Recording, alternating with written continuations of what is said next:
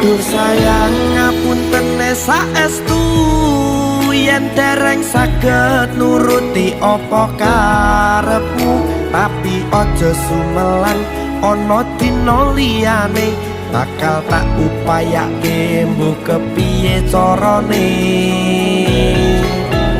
Tresnoku ora bakal luntur, sayangku ora bakal goyah senajan kahanane bubrah.